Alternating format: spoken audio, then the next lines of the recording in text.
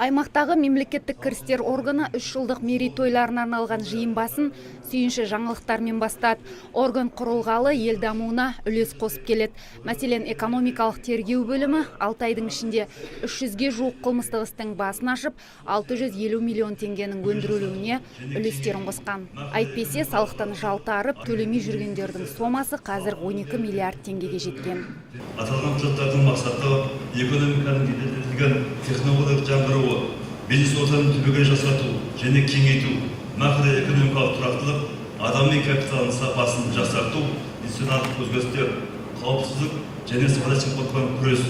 Мемлекеттік кірістер департаментіне қарасты осыған ұқсас әрбір бөлім өңір экономикасын айтпағанда ел дамуына айтарлықтай тер төгіп отыр.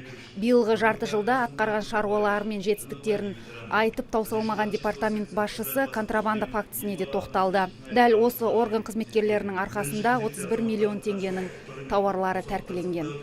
Қазақстан Республикасы өзінің тәуелсіздік алғаннан кейінгі мемлекет ретінде өзінің салық саясатын жүргізіп отыр.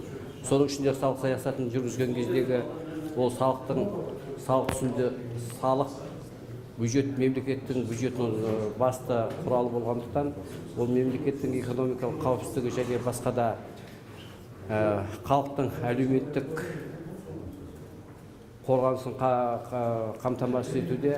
Мемлекеттік кірістер органы 2014 жылдың қазан айында елбасы жарлығымен құрылған. Содан бері орган мамандары мемлекеттің пайдасына шешілуі тиіс салықтарды және экономиканың өсуіне талмай тер төгіп келеді.